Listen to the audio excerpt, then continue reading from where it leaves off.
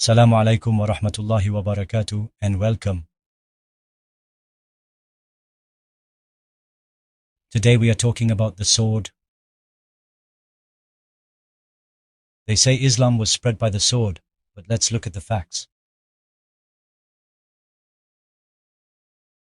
Indonesia has the largest Muslim population in the world, yet no Muslim army ever went there. Islam reached it through traders and truth.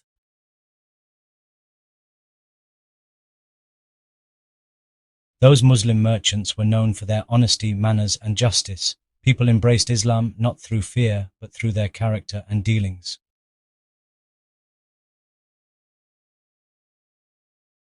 Same with West Africa.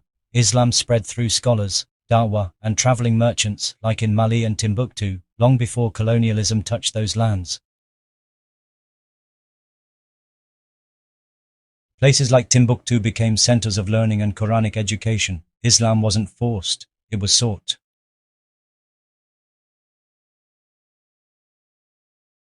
Let's come to the present.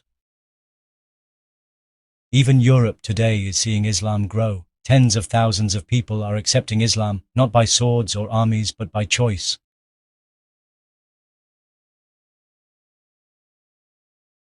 And this myth that Islam was spread by the sword wasn't started by historians. It was pushed by Western missionaries to discredit Islam, even though history proves the opposite. In fact, even modern-day historians have exposed this lie. Reza Aslan, a widely respected Muslim academic and author of No God But God, wrote, "There is simply no historical evidence that Islam forcibly converted large populations." And this isn't just the view of modern writers. In the 1800s, the British Christian scholar Thomas Arnold wrote, "Of any organized attempt to force the acceptance of Islam on the non-Muslim population, there is no proof." In fact, some of the strongest evidence against this myth is how Islam spread in places where Muslim armies never even went. Malaysia and Indonesia, home to hundreds of millions of Muslims today, were never conquered by Muslim armies.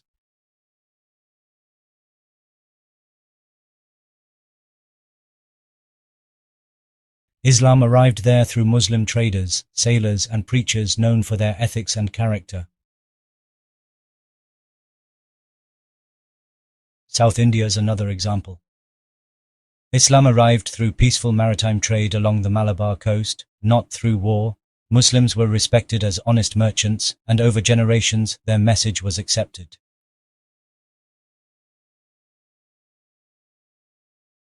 In China, Islam reached as early as the 7th century, not by conquest, but by way of the Silk Road. Chinese Muslims became scholars, generals and leaders, all while preserving their faith.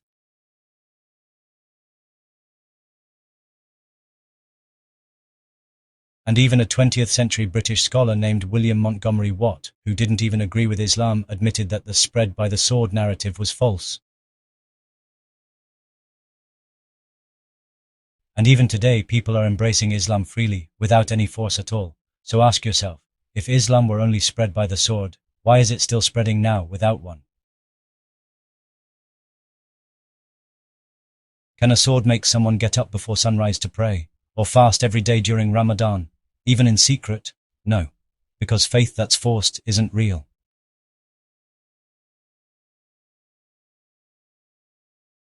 The Quran makes that clear. There is no compulsion in religion. Truth stands out clear from falsehood. Surah Al-Baqarah, verse 256.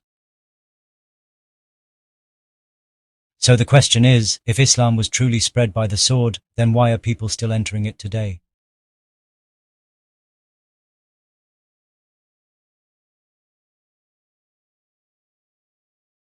In the UK, thousands of people revert to Islam every year, British men and women from all walks of life.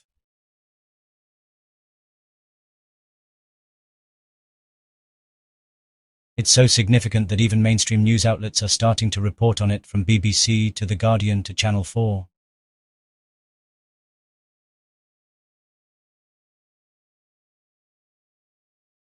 Around 75% of reverts are women, and many of them are highly educated, confident, independent thinkers. They're accepting Islam with open eyes and open hearts.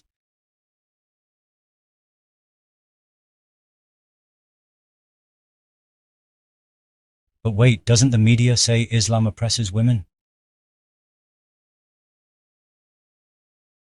So why would women choose Islam willingly?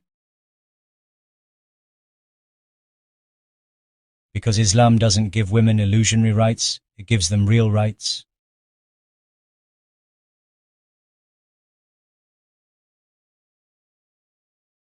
In a society where women are often reduced to objects in ads, magazines, and media, Islam reminds her that she is more than that. She is a daughter, a sister, a mother, and a believer with purpose.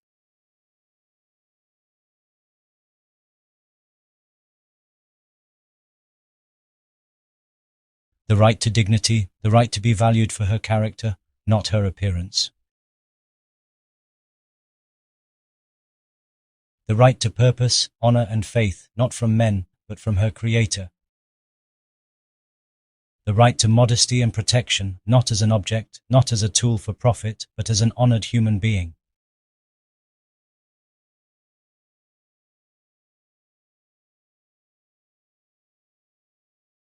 The Prophet Muhammad ﷺ said, "Women are the twin halves of men." Hadith Abu Dawud.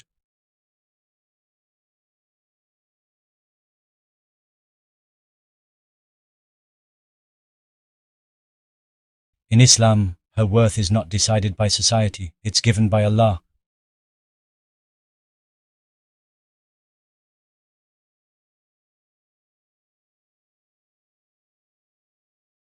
And it's not just women, people everywhere are turning to Islam because it offers clarity, not confusion.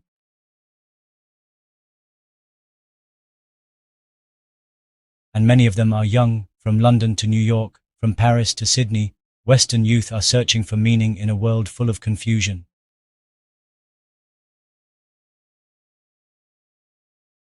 And they're finding it in Islam, not through culture, not through pressure, but through thinking, reading, and asking questions.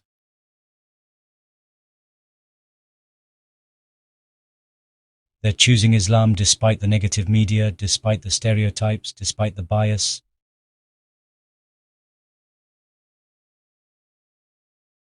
In a society where everything changes, they're choosing something that's unchanged. One God, one purpose, one straight path.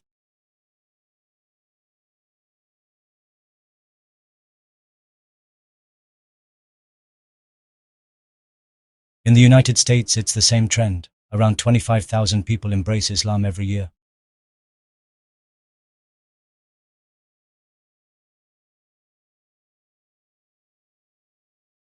According to Pew Research, Islam is set to become the second largest religion in America by 2040.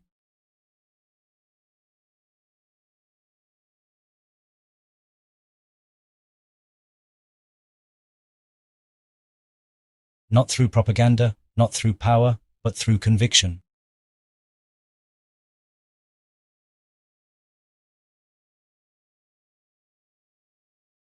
Islam gives you a life of worship, a life with structure, a life connected directly to the one who created you.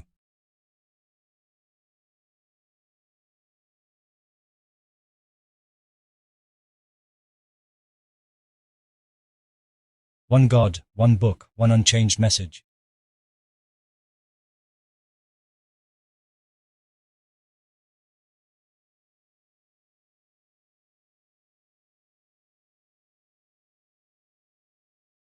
No idols, no middlemen, no contradictions, just pure monotheism and a direct connection to the Creator.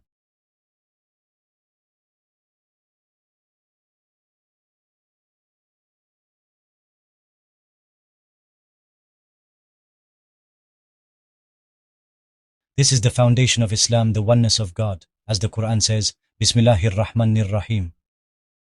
Say, He is Allah, who is one, Allah, the eternal refuge. He neither begets nor is born, nor is there to him any equivalent. Surah Al-Ikhlas, verse 1-4.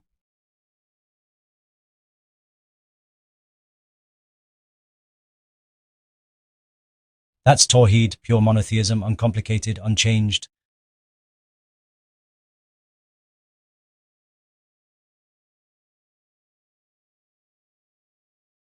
Islam doesn't just give you rules, it gives you answers.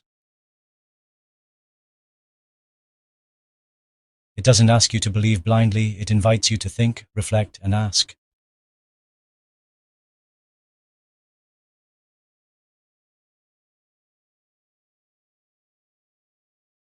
The Quran says, "Do they not reflect upon the Quran?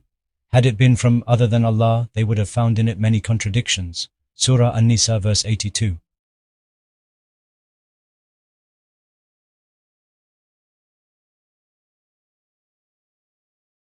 So no, Islam was not spread by the sword. That's a lie promoted by Christian missionaries, not supported by historians.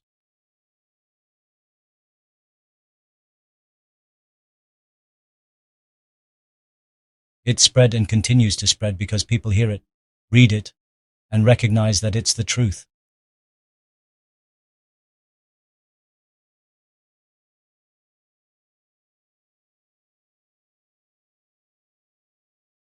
They find peace, they find purpose, they find a connection with the one who created them, not through force, but through faith.